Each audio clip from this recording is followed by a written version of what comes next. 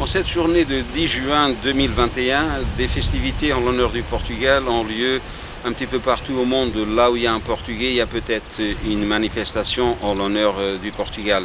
Journée très importante parce que journée des communautés, journée dédiée à Camões, notre plus grand écrivain.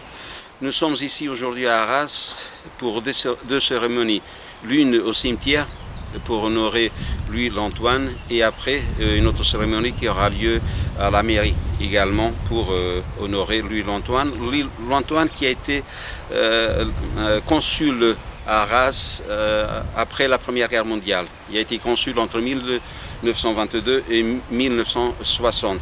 Louis-l'Antoine qui a eu une action très importante pour honorer les Portugais qui ont participé à la Première Guerre mondiale. C'est lui qui a contribué à la construction du cimetière portugais à Richebourg, et notamment en amenant les pierres tombales qui sont là-bas, en faisant livrer des pierres tombales, en créant un mur tout autour. Il a eu également une action importante dans la construction du monument qui est à Richebourg et également dans le transfert du Christ des tranchées en 1958 vers le Portugal, vers Batalha. Louis-l'Antoine qui effectivement est naturel d'Arras et cette année le Portugal étant dirigeant de la communauté européenne et Arras voulant mettre en l'honneur le Portugal. A commencé des festivités en l'honneur de Louis-l'Antoine le 9 mai avec une exposition dans laquelle il fait partie de cette exposition. Tous les ans, la mairie d'Arras honore une personnalité en liaison avec Arras différente. Et là, cette année, c'était Louis-l'Antoine. Et là, ce jour, 10 juin, c'est précisément la fin du mois dédié à l'Europe. C'est l'Europe, effectivement, un rôle dans l'unité de tous les gens qui habitent dans cette contrée du monde. Donc on va suivre les cérémonies ici au cimetière et juste après également à la mairie d'Arras. Parfait, merci. On va pouvoir procéder au dépôt.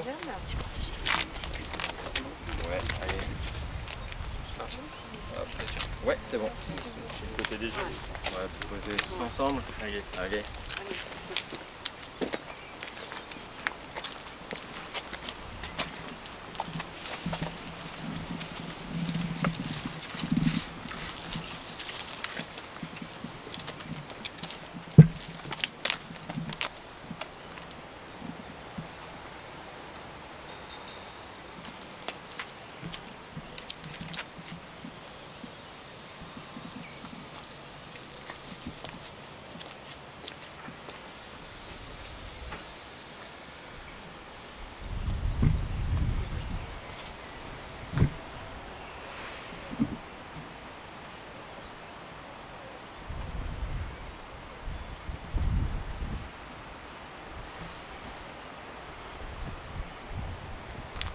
Merci. En cette journée où on commémore la journée du Portugal et également la journée des communautés portugaises qui sont dans le monde entier, l'histoire se construit, l'histoire se reconstruit. On honore ici à Arras le consul Louis-l'Antoine et l'histoire se reconstruit dans le sens où on vient juste d'apprendre que Louis-l'Antoine faisait partie du bataillon du général de Gaulle. Et l'histoire raconte aussi qu'il a été blessé le même jour que le général de Gaulle. Général de Gaulle qui a visité la ville d'Arras en 1959 et dans la presse on lit qu'effectivement les deux amis se sont rencontrés. Général de Gaulle rencontre son grand ami Louis-l'Antoine. Voilà l'histoire qui se construit, l'histoire qui s'écrit. Alors pour nous c'était important, la ville d'Arras c'était important d'honorer la fête nationale du Portugal en ce 10 juin, qui est aussi la clôture de notre joli mois de l'Europe. Nous avons décidé d'honorer Louis-l'Antoine cette année puisque le Portugal est à la présidence de l'Union européenne pendant ce premier semestre 2021, donc jusqu'à fin juin. C'était important d'honorer ce personnage qui a eu un rôle primordial après la Première Guerre mondiale puisqu'il a été consul du Portugal à Arras en 1922 et qu'il a fortement contribué à faire en sorte que les compatriotes portugais puissent survivre, parce que c'est quand même une question de survie aussi, après cette guerre, puisqu'ils ont participé à la guerre des tranchées. Et pour nous, c'était important de l'honorer cette année particulièrement. Et la cérémonie en l'honneur d'Antoine du Portugal vient de se terminer. Et si mes informations sont bonnes, vous allez vous réunir avec Bruno Cavaco, le consul honoraire du Portugal. Voulez-vous nous dire pour quelle raison cette réunion? Oui, alors en fait on a déroulé un petit peu le fil et puis on s'est rendu compte que nous avions un rapport, alors un peu lointain certes, mais c'est à nous de dénouer le fil maintenant avec Bataia, je ne sais pas si je dis bien le nom de la ville, voilà, avec la ville de Bataia, puisque justement M. Louis Lantoine est allé avec une délégation française en 1958 restituer le Christ des tranchées qui avait été préservé à la couture juste après la guerre. Alors ce Christ, il a quand même une histoire parce qu'il a été mutilé, mais en même temps il a survécu, donc il est un fort symbole pour les Portugais. Il est bien sûr installé dans le monastère de Bataia, qui a un point commun avec la ville d'Arras, puisque le beffroi comme le monastère de Bataia sont classés au patrimoine mondial de l'UNESCO. Donc au niveau patrimonial, je pense que nos deux villes ont beaucoup de choses à partager en tout cas.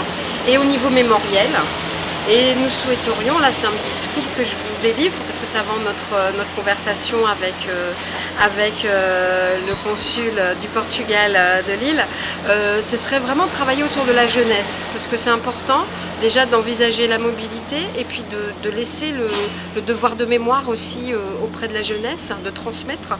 Et nous avons là des représentants du Conseil d'enfants et du Conseil des jeunes de la ville d'Arras, et ce serait intéressant pour nous, je pense, dans un premier temps, d'avoir ces échanges aussi avec la jeunesse de Bataia. Et pour terminer, je pense qu'il y a déjà des liaisons assez lointaines avec le Portugal, puisqu'en 1935, le Portugal a honoré la ville d'Arras en la décorant. Tout à fait. Décoration qui s'est en fin de compte concrétisée que quelques décennies après. Ouais, alors donc c'est la médaille de la Tour et de l'Épée qui a été remise effectivement en 1935, et nous avons eu l'honneur de recevoir le président portugais en 2000, alors je crois que c'est en 2018, c'est ça, et ça a été une remise symbolique à nouveau qui a été faite. Donc effectivement le lien il est là, quoi, il est déjà là, donc ça a du sens. Et puis là, si je reviens sur l'Europe, nous on est vraiment dans cette construction dynamique de l'Europe, que ce soit avec nos villes jumelées, avec nos villes amies, que nous souhaitons avoir avec Bataia. Et construire l'Europe, c'est construire effectivement toute cette mobilité, tout cet engagement, notamment autour de la jeunesse. Voilà. Et ça, la ville d'Arras est très engagée sur la jeunesse. Merci. Voilà. Merci pour votre message, Madame Je vous Tabarly. en prie, merci à vous en tout cas. Merci d'être venu, d'avoir répondu à l'invitation pour cette clôture du Joli Mois de l'Europe qui coïncide avec la fête nationale du Portugal, puisque nous sommes le 10 juin. Et nous souhaitions honorer le Portugal cette année avec Louis Lantoine, mais aussi cette clôture du Joli Mois de l'Europe, puisque le Portugal est président de l'Union européenne jusqu'à fin juin, ce premier semestre 2021. Je vais demander à Capucine du Conseil des jeunes de la ville d'Arras et puis Bijan, qui est présent avec elle, et du Conseil d'enfants, de venir nous lire leur texte, qui est une poésie.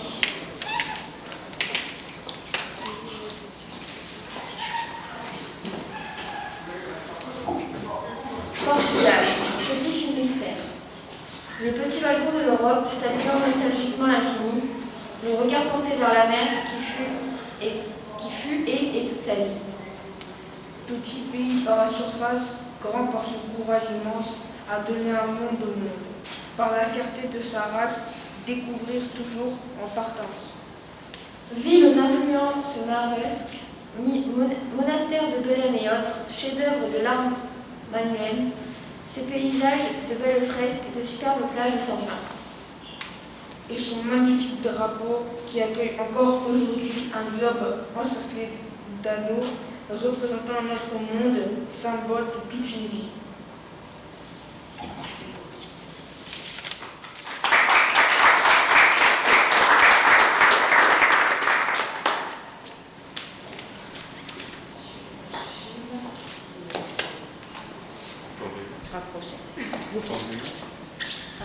Oui, bien sûr.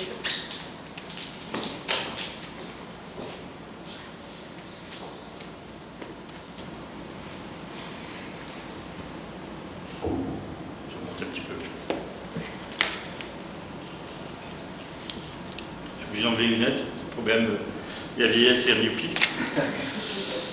Donc, mesdames, messieurs, mesdames les élus, mesdames et messieurs, en fonction de vos grades et vos qualités, écoutez, je suis très heureux aujourd'hui d'être parmi vous. Je réponds 2 fois à l'invitation, puisque effectivement on avait commencé la commémoration à l'honneur du consul du Portugal, Louis Antoine, le 9 mai, jour de la fête de l'Europe. Nous allons continuer aujourd'hui dans une journée très importante pour les Portugais, puisque c'est le 10 juin, donc c'est la Dia de Portugal, c'est aussi la journée de Camões et des communautés portugaises. Et je salue d'ailleurs des éminents représentants de la communauté portugaise sur Arras, en présence notamment d'Aurore et Adélaïde. Donc il s'agit de rendre hommage au consul, et je suis ici à plusieurs titres. Je représente à la fois l'ambassade, mais aussi le corps consulaire de Lille, région de France, et l'Union nationale des consuls. Et Dieu sait que Louis Antoine, par rapport à son action dans les relations d'amitié bilatérale entre la France et le Portugal, il a joué un grand rôle. Il a été donc nommé consul en 1922. C'est la période où on a eu, après avoir des soldats qui sont restés par amour après la Première Guerre mondiale. Vous savez que le Portugal, c'est 7000 soldats qui ont été tués, blessés ou faits prisonniers. 1800 apparemment, Aurore nous a dit tout à l'heure que c'était 1800 Portugais qui sont restés après la Première Guerre mondiale. Et ce qu'on sait moins, c'est que dans les années 1920, nous avons des civils portugais qui sont arrivés, notamment sur le Lançois. Et alors j'étais étonné tout à l'heure de voir devant la tombe de Louis Antoine cette plaque de l'Union des Portugais de Lens, qui en fait a été la première association, après l'association des anciens combattants, l'association civile portugaise, dont a dû faire partie mon grand-père, puisque je suis un des rares. Je n'ai pas trouvé de truc pour le moment, mais peut-être que nos historiens vont en trouver. Je suis issu, moi, d'un Portugais arrivé dans les années 20 à Lens pour aider justement à la reconstruction de la ville. Et je sais qu'Arras aussi, ils ont contribué aussi à la reconstruction. Et il faut savoir qu'à l'époque, je veux dire, c'était tellement rare de voir une ville complètement détruite que ça venait un peu, il y avait du tourisme déjà de mémoire à l'époque, et ça venait de toute l'Europe pour constater les dégâts qu'il y a pu avoir sur notre territoire. Il ne faut pas oublier que Lens produisait à l'époque le charbon, donc c'était stratégique, et c'est pour ça aussi que ça avait été complètement détruit. Donc rappelons aussi tout ce qu'a pu apporter Louis Antoine. Louis Antoine a joué un très grand rôle dans le devoir de mémoire. Souvenons-nous qu'on était venus en 2018 avec le Premier ministre portugais, voilà, pour justement ces commémorations du centenaire de la bataille d'Arras, où Emmanuel Macron et Antonio Costa et Marcelo Rebelo, président de la République portugaise, étaient venus. Et effectivement, on avait découvert à ce moment-là que la ville d'Arras avait reçu la plus haute distinction militaire portugaise, qui est l'ordre de la Tour et de l'Épée, qui je pense est au premier étage de la mairie. Et c'est à cette occasion, faisant un peu de recherche, qu'on a redécouvert qu'il existait dans les années 20 un consul honoraire qui a joué un très grand rôle, aussi bien pour le cimetière de Richebourg, qui est devenu un lieu de commémoration importante pour la notion portugaise, que le mémorial de la couture, qui a été d'ailleurs, la première pierre avait été faite en 1925 de mémoire en présence du général Joffre et du consul honoraire. Il a joué aussi un rôle très important dans le transfert du Christ des tranchées, qui est un symbole au Portugal, puisque au monastère de Batalha, vous avez la flamme du soldat inconnu, qui est gardée en permanence par deux soldats portugaises. Et au-dessus de cette flamme gît en fait ce Christ des tranchées qui avait été envoyé grâce au consul honoraire Louis Antoine. D'ailleurs, ce Christ a été fabriqué, apparemment j'avais lu dans mes recherches, qui avait été fabriqué sur Arras dans un monastère. Donc il y a vraiment un lien effectivement de devoir de mémoire entre Arras et le Portugal, et on doit beaucoup à ce consul qui a non seulement dans sa mission de consul accueilli ces civils portugais et ces soldats portugais restés par amour, mais il a aussi joué, il a créé le secours mutuel du Nord, Pas-de-Calais et de la Somme. Il a eu aussi été membre de la Chambre du commerce franco-portugaise, voilà, parce qu'il c'était un entrepreneur en travaux publics. Et il a exercé énormément de fonctions, puisque au niveau de l'athlétisme, il était vice-président de la Fédération nationale de l'athlétisme, il a été président de la Ligue du Nord, il a été aussi délégué au niveau maritime et colonial. Bon, il a exercé effectivement énormément de fonctions, et ça lui a valu d'ailleurs une distinction, puisqu'il a été décoré de chevalier de l'ordre du Christ du Portugal, et même par d'autres pays, puisqu'il a été décoré aussi par la Pologne et la Tchécoslovaquie. Et je pense justement c'est par ces collaborations, notamment sur ces questions de mémoire. Donc ce que je peux vous dire, c'est qu'en tout cas, c'est vraiment pour un consul, Louis-Antoine est vraiment un modèle d'action, voilà, dans ce que peut être le rôle d'un consul en France. C'est un des premiers d'ailleurs, c'est même le premier du XXe siècle, avant une série de consuls généraux. Et moi, quelque part, je suis le nouveau consul honoraire, après des consuls honoraires de métier 100 ans après. Donc pour moi, c'est vraiment avec beaucoup d'émotion que je participe aujourd'hui pour honorer sa mémoire. Et je remercie beaucoup la ville d'Arras, effectivement, de rappeler cette histoire, puisque on a célébré la fête de l'Europe. On fête aujourd'hui la fête nationale et quelque part de cette république qui était cette jeune république qui avait envoyé ses soldats combattre pendant la Première Guerre mondiale. Donc c'est vraiment un grand moment de devoir de mémoire, et on peut qu'honorer et se féliciter de tout le travail qu'a pu faire le consul honoraire Louis-Antoine. Merci.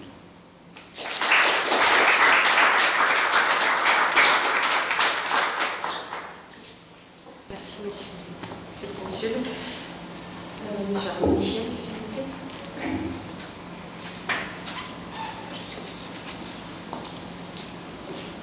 Monsieur le consul, mesdames et messieurs, en vos grades et qualités, chers amis, on connaît en effet traditionnellement le 9 mai, ce jour de la célébration de la déclaration Schuman qui constitue finalement la naissance de l'Europe.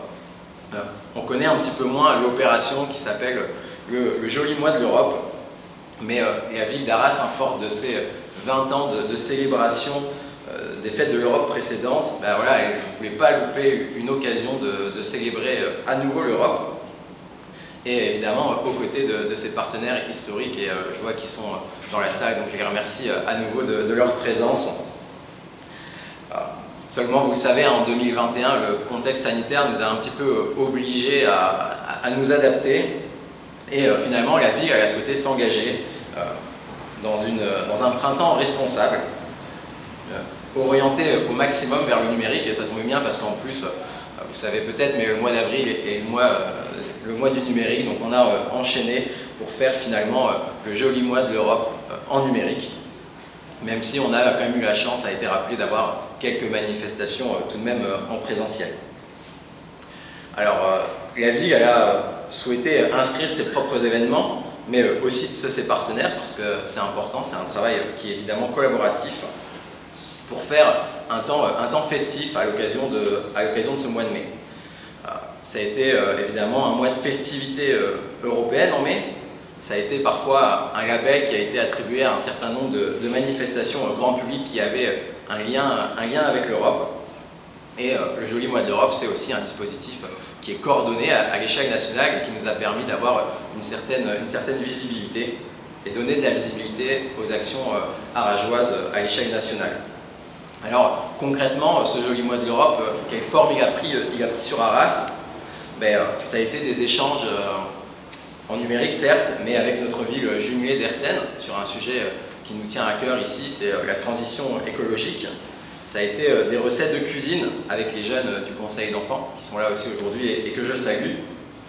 Ça a été des ateliers autour de la mobilité européenne avec l'un de nos partenaires qui était Ready to Move.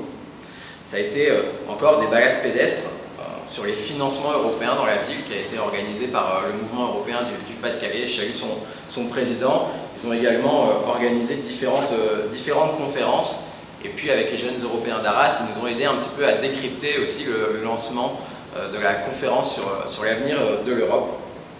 Et voilà, on invite évidemment chacun et chacune des Arageois à s'engager autour de cette conférence pour exprimer ce qu'ils veulent pour le futur de l'Union européenne. Ça a été aussi un concours photo organisé par la Maison de l'Europe d'Arras. Le président et Maurice est là aussi aujourd'hui, donc je les remercie. Et Maurice qui nous a aussi réalisé un très très beau film avec des images de nos villes jumelles. Et enfin, ça a été aussi par exemple des concerts de musique européenne avec Europavox que la ville, via son service communication, a su relayer, et je les en remercie d'avoir été aussi à nos côtés durant tout ce joli mois de l'Europe. Ça a été dit, mais à cette occasion, Arras a voulu mettre à l'honneur aussi le Portugal, parce que, évidemment, le Portugal présidait l'Union européenne sur le premier semestre 2021, mais aussi parce que les liens entre Arras et le Portugal sont forts, grâce à Louis Antoine, qui a été consul ici, et fidèle à sa tradition, la ville, chaque année, honore une personnalité européenne. Et on s'est dit que voilà, cette année, tout coïncidait pour faire de Louis Antoine notre personnalité 2020-2021 dans le cadre de notre fête de l'Europe. Cette mise à l'honneur, on a déjà eu l'occasion de la faire le 9 mai, à un moment où on avait aussi inauguré sur les grilles de l'abbaye Saint-Va. On avait fait une petite rétrospective de toutes les personnalités que la ville avait su mettre à l'honneur.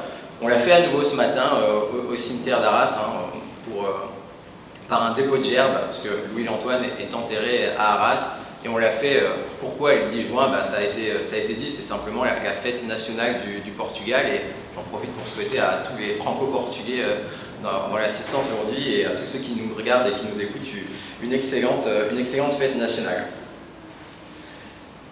Ce fut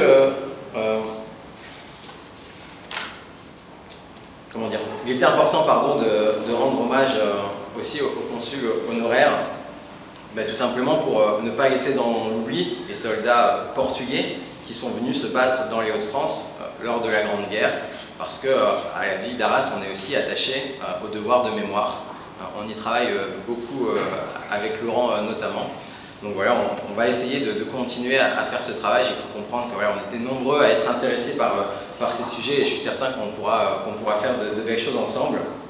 En tout cas, pour clôturer ce joli mois de l'Europe, je crois qu'on peut être fier finalement de cette première édition, et on souhaite pouvoir continuer aussi dans les années à venir. Moi, je sais qu'on pourra compter sur l'enthousiasme des services de la ville, sans qui cette programmation n'aurait pas pu se faire, mais aussi sur nos partenaires historiques. Évidemment, on compte sur eux encore dans les années à venir. Et on pourra travailler aussi dans le cadre du label Ville Européenne, qui est un label qui a été signé par la ville d'Arras l'année dernière, qui nous permettra d'avoir un cadre pour tout au long de l'année travailler justement à rendre l'Europe beaucoup plus visible, à faire en sorte qu'elle prenne ses marques davantage dans la ville d'Arras et qu'elle soit plus visible dans le quotidien des Arageois. Et finalement, ces objectifs, ce sont les objectifs qui ont été fixés par Monsieur le maire à l'occasion de la cérémonie du 9 mai. Il nous a indiqué vouloir un appel à projet qui couvrira l'ensemble de la présidence française de l'Union européenne, donc qui interviendra du 1er janvier 2022 au 30 juin 2022. Nous aussi, la France, on a le premier semestre comme présidence. Et donc à cette occasion, on compte évidemment sur les Arageois, sur nos partenaires et sur tout le monde pour s'emparer en fait de cet appel à projet et saisir cette opportunité pour que chacun et chacune d'entre nous, d'entre vous, s'empare des enjeux européens. L'objectif, ce sera de faire d'Arras un territoire exemplaire en matière de rayonnement européen. Il a déjà prouvé qu'il était capable de faire beaucoup de choses, mais on va encore aller plus loin. C'est aussi faire rayonner l'Europe et ses valeurs, c'est important en ce moment, auprès des Arageois, et puis faire des Arageois des ambassadeurs de ces valeurs européennes, mais aussi des ambassadeurs auprès de nos villes jumelées et de nos villes amies et de nos pays amis. Et je sais aussi qu'avec le Portugal, on a là un exemple parfait de ce qu'on va être capable de faire dans les mois à venir. Donc du coup, je vous donne rendez-vous très vite, parce que cet appel à projet, on est en train d'y travailler, il va sortir vraiment prochainement pour être opérationnel dès le premier semestre 2022. Mais en attendant, je souhaite une bonne fête nationale aux Portugais, et évidemment, vive l'Europe, vive le Portugal et vive Arras. Merci.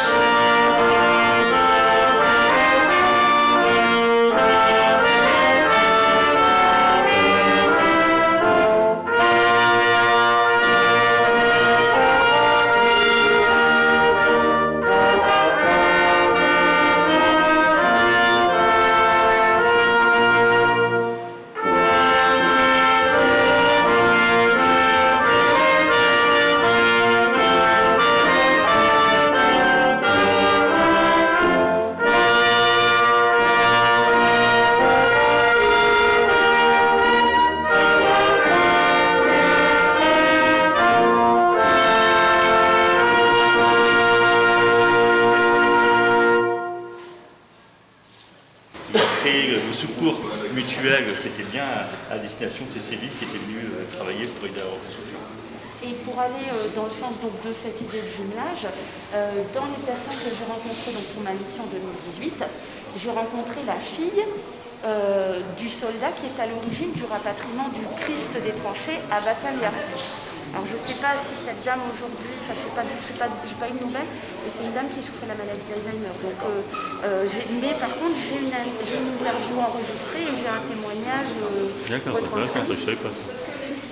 Et alors en plus son père, lui, a fait d'autres choses. Il a été résistant pendant. Alors ça aussi c'est une constante qu'on retrouve beaucoup, c'est que ces anciens soldats, soit ils sont résistants pendant la Deuxième Guerre mondiale, soit ils servent comme français sous le drapeau français pendant la Deuxième Guerre mondiale. Parce que comme ils sont portugais, souvent ils se marient des françaises. Alors les épouses à l'époque deviennent portugaises. Donc, il y a des mesures de facilitation de la naturalisation qui sont faites, en même temps que les Polonais d'ailleurs, en 1926-27 jusqu'à 28. Donc, ils vont être naturalisés français, mais du coup, les plus jeunes, ils sont français. Donc, au moment de la Deuxième Guerre mondiale, ils sont mobilisés. Et ils font la deuxième sous le drapeau français. Donc, il y a vraiment, enfin, c'est un gros morceau d'histoire qui est là. Et qui n'est pas connu. Alors, les soldats, ça commence à être connu. Les civils, ils sont tous repartis, donc c'est moins connu. Et effectivement, cette participation à la Deuxième Guerre mondiale est encore moins connue. Mais c'est tellement pas connu que j'ai rencontré une famille, alors il faudrait que je retrouve le nom, mais justement en 2018. Puis la dame me dit, ça c'est les affaires de mon grand-père, puis elle me sort une boîte à chaussures. Et je dis, je peux l'ouvrir? Je dis, oui, nous on l'a jamais ouverte. La boîte à chaussures, dedans, il y avait un brassard de FFI et une croix de guerre. Ils n'étaient pas au courant. Et bon, malheureusement aujourd'hui, je voudrais bien pouvoir continuer mes recherches, mais je peux pas. Mais il y a tout un pan. Alors c'est rigolo parce que d'une famille à l'autre, les gens disent on sait qu'il fréquentait telle personne, donc on va avoir telle personne qui va avoir telle personne. Et voilà. Mais par exemple, sur la communauté Lens-Liévin, j'ai un contact. Une personne qui justement a son. D'ailleurs, tu sais la photo où tu les vois avec le drapeau, c'est marqué Union portugaise du bassin minier de Lens-Liévin. Moi, j'ai l'original de cette photo. Ouais. Donc, voilà, et c'est rigolo parce qu'après ça va en... Et au niveau de votre ministère, du coup, des anciens combattants, il n'y a pas des financements justement qui permettent un petit peu... Ouais. Les Français non, les Portugais, c'est-à-dire que le Portugal n'a pas non plus des budgets extensifs. Donc, moi, au terme de ma mission, j'ai demandé un prolongement, mais c'est pas possible parce qu'il n'y a pas de crédit. Parce qu'en fait, moi, il faudrait quasiment que je sois salarié à plein temps comme chargé de mission par un tel ou un tel pour pouvoir faire ça, pour pouvoir me déplacer. Parce que je le fais sur mes contrats, mais c'est pas... Ça a ses limites forcément. Voilà, c'est ça. Et du coup, là, avec mes moyens et déjà ce que j'ai fait, je suis en train de faire un outil. Mais je le fais sur... voilà. Donc les cérémonies en l'honneur de Louis-Antoine et également du Portugal viennent de se terminer et nous avons la présence de deux jeunes pendant cette cérémonie. Il y a donc Capucine et Lidjane. Donc une petite question, pourquoi votre présence dans cette cérémonie? Parce qu'on représente le Conseil des jeunes d'Arras, donc c'est un groupe de jeunes, on est 20 jeunes et on représente Arras lors des commémorations de ce genre. Même chose. J'ai fait partie du conseil des jeunes où il y a Capucine aussi. Nous sommes 20 et à chaque commémoration d'Arras, nous sommes présents pour notre vie. Et vous avez des réunions régulièrement? Oui. On a des réunions tous les mois, voire 2 fois par mois. On parle de différents sujets et de différents projets. Et actuellement, un des sujets, c'est l'Europe. Vous trouvez que c'est important, le sujet de l'Europe? Bien sûr, parce que l'Europe c'est très important, surtout en France. En France, la France fait partie de l'Union européenne et c'est normal d'y participer. Capucine, je pense que toi-même, tu as déjà été avec une petite délégation d'étudiants au Portugal. Et à quel endroit tu as été? On est allé à Lisbonne et après dans un petit quartier près de Lisbonne où on a rencontré des jeunes portugais pendant une semaine et donc on a fait des échanges avec eux. Et Est-ce que tu trouves important qu'il y ait ces échanges-là et est-ce que ça s'est terminé ou est-ce qu'il y a encore une suite? C'est hyper important de maintenir un lien avec d'autres personnes et d'autres cultures. Ça nous a permis de découvrir comment eux vivaient et eux comment nous on vivait. Ça nous a permis d'échanger sur plein de choses et c'était hyper important et hyper constructif pour nous comme pour eux. Et aujourd'hui, il y a encore des liens, mais c'est compliqué avec le Covid. C'est important d'avoir des engagements dès votre jeunesse, dès maintenant. Est-ce que tu trouves important? Bah oui, parce que si on a déjà des engagements jeunes, même quand on sera adulte, on aura aussi des engagements et ça c'est important. Merci beaucoup. Allez, à bientôt. Merci.